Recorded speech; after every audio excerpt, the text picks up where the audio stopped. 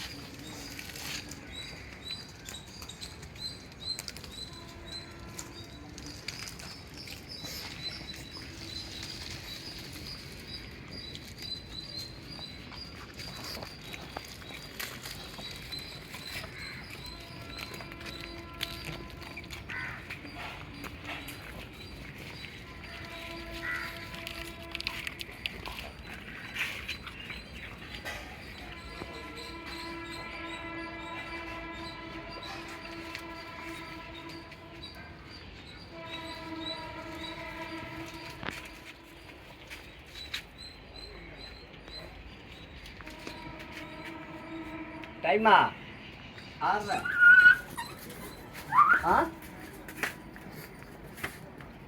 Hi my dear Bollywood peoples, good morning உலக மக்களே, அன்பானவர்களே, பிரியமானவர்களே, ஜல்ஸுக்கிட்ஸ், டுக்கே கிட்ஸ் எல்லோருக்கும் என்னது காலை வணக்கம். வந்து பாருங்கள், ஃபேஸ்புக்கில் ஒரு ஃபோட்டோ கிடச்சிது, போட்டு விட்டுட்டேன். 1964 அங்கே மென்ஷன் பண்ணியிருந்தது பார்த்தீங்களா?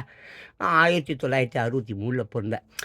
ஆமாம், அப்போது வந்து நான் ஒரு வயது அல்லது ஒரு 1.5 வயது இருக்கும்பொழுது அந்த செய்தி வந்துருக்குது பழகுது. பெரியார் அவர்கள் 1964 திமுக ஆட்சி, லஞ்ச ஊழல் ஆட்சி, ஓட்டு போடாதீங்க, தோக்க வைங்கன்னு சொல்லி போட்டிருக்கார். ஆமாம், பெரியார் தான் அவர்களுடைய குரு. எல்லாருக்கும் எம்ஜி ராமச்சந்திரன் அண்ணாக்கள் தான். அண்ணாலாம் அவர்கிட்ட பயிற்சி பெற்றவர் தான். ஆமாம், அண்ணா வந்து பெரியார்கிட்ட பயிற்சி பெற்றவர். சரி, அது தேவையில்லை நமக்கு. நம்ம அந்த அரசியல்வாதியும் இல்லை. அரசியல்லாம் நம்ம ரொம்ப தூரத்தில், ஏன்னா அது ஒரு சாக்கடை அல்லவா.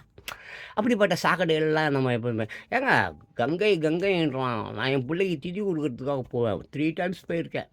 பட் அது ஆயிடுச்சுங்க. அது இப்போது 2000 அந்த காலத்து, சாரி 2010, 2011, 2012, 2013 ஐ திங்க். காசி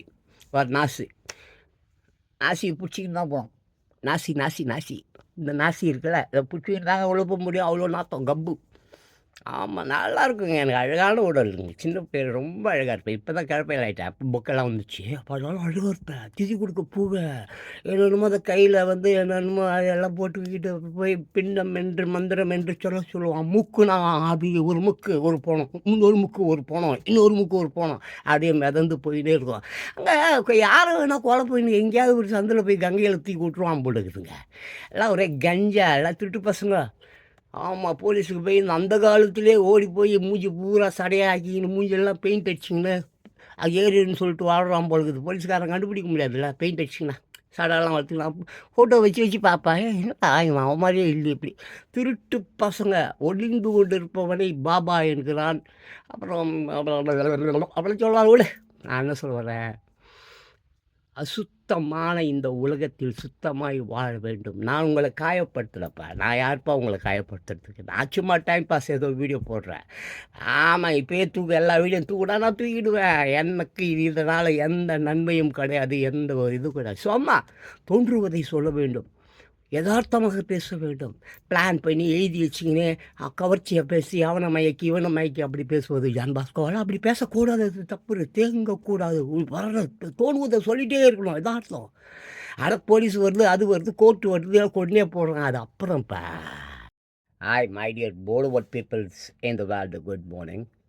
அன்பானவர்களே, உலக மக்களே. ஆமாம், அப்புறம் ஜென்ஸு கிட்ஸ், டுக்க கிட்ஸ் எல்லாமே தாவரங்க உரம் இயற்கை மொத்தத்துக்கும் 450 கோடி ஆண்டுகளாய் இல்லை 500 கோடி ஆண்டுகளாய் இந்த பிரபஞ்சத்தில் வாழக்கூடிய எல்லோருக்கும் என்னுடைய காலை வணக்கத்தை தெரிவித்து கொண்டு ஒரு முக்கியமான விஷயம் இந்த உலகத்தில் மிக மிக நம்பர் 1 விஷயம். ஆமாம், நம்பர் 1 விஷயம் செக்ஸ். அங்கே எஜுகேஷன் இல்லை, ஒன்றும் இல்லை. வீட்டுக்கு வீடு.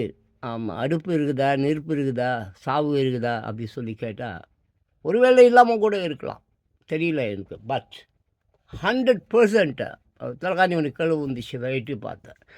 ஓகேவா? 100% அப்படி இல்லை, 1000% அப்படி இல்லை, 1 கோடி % தேவையானது இந்த உலகத்துக்கு செக்ஸ்.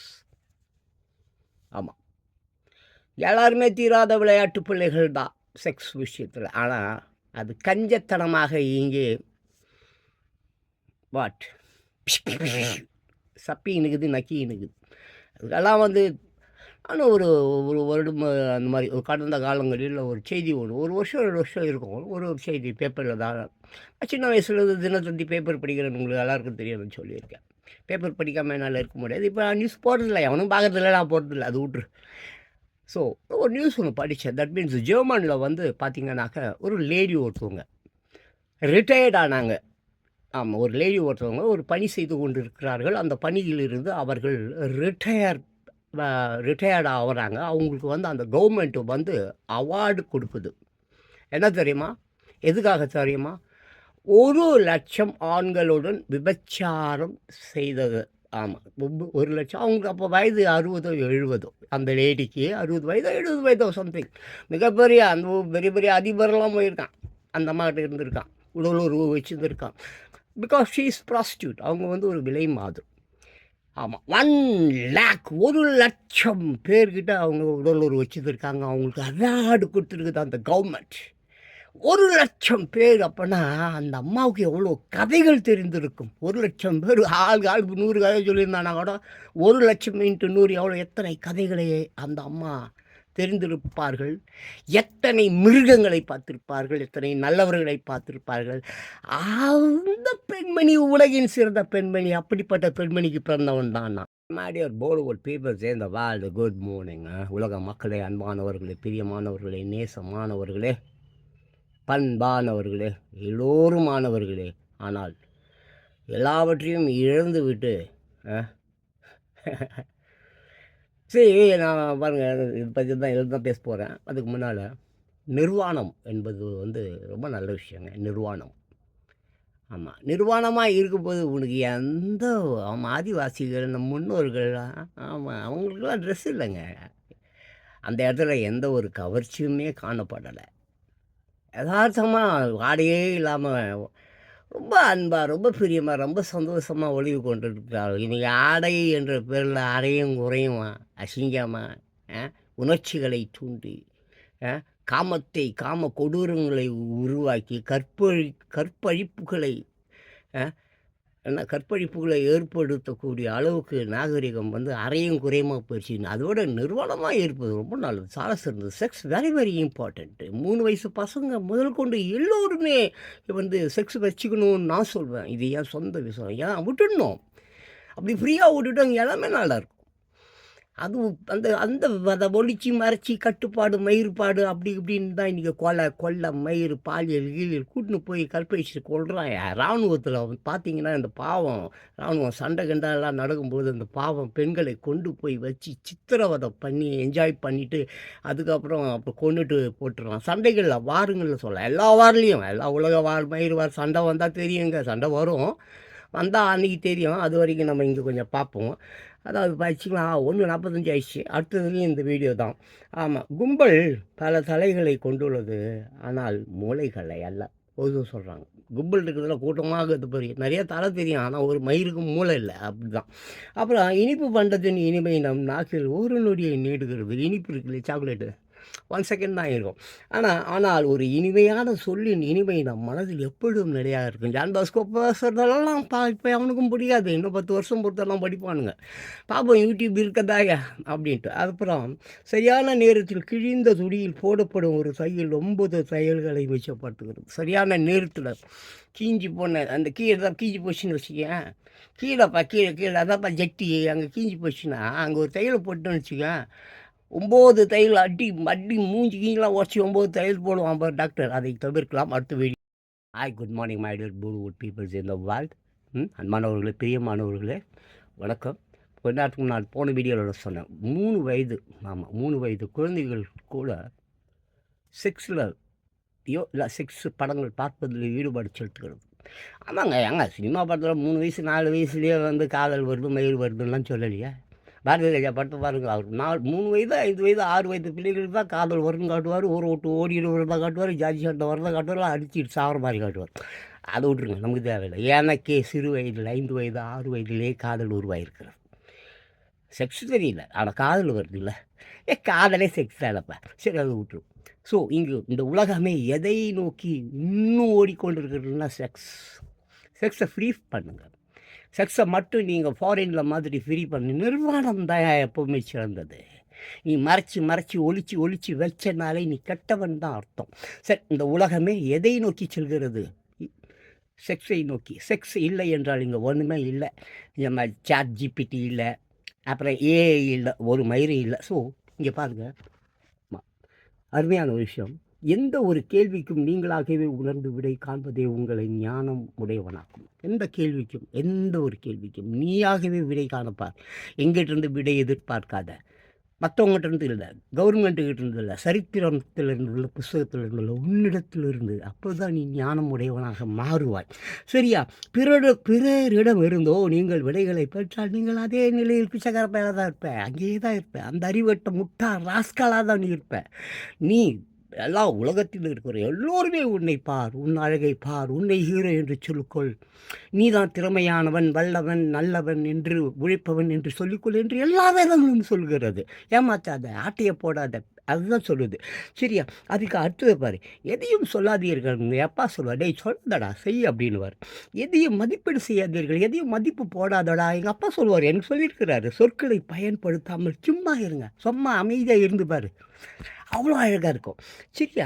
பார்வையில் தெளிவு பிறந்தால், பார்வையில் நம்ம பார்க்கக்கூடிய சிவப்பு கலரில் பார்த்தா சிவப்பு தெரியும், தேவடியான்னு பார்த்தா தேவடியாக தான் தெரியும், தேவடியால் தெய்வத்தாயின்னு பாரு, நல்லாயிருக்கும். அந்த மாதிரி தான். ஆமாம், பார்வையில் தெளிவு பிறந்தால் துல்லியமாக பார்க்கும் வல்லமை பெற்றால் எல்லாமே சாதித்துவிடும். துல்லியமாக பார்க்கக்கூடிய ஒரு வல்லமை பெற்றுவிட்டால் எல்லாமே நமக்கு ஈஸி அப்படின்ற மாதிரி ஆகிடும். இந்த தெளிவு ஏற்பட்ட பிறகு தான் உங்களை நீங்களே பார்க்க முடியும். இந்த தெளிவு உங்களுக்கு வரவில்லை என்றால் யார் தெரியும், உன் திறமை என்னன்னு தெரியாது, நீ எங்கே போகிற, என்ன பண்ணுற, என்ன செய்கிற, எங்கே ஷாப்பிட்ற, எதுவுமே தெரியாது. ஸோ உன்னுள் அந்த வெளிச்சம் வர வேண்டும். நீ பார்ப்பவை அவ்வளோ அழகாக, துல்லியமாக, நிதானமாக, அன்போடு, கரிசனையோடு பார்க்க வேண்டும். அதுதான் உண்மை.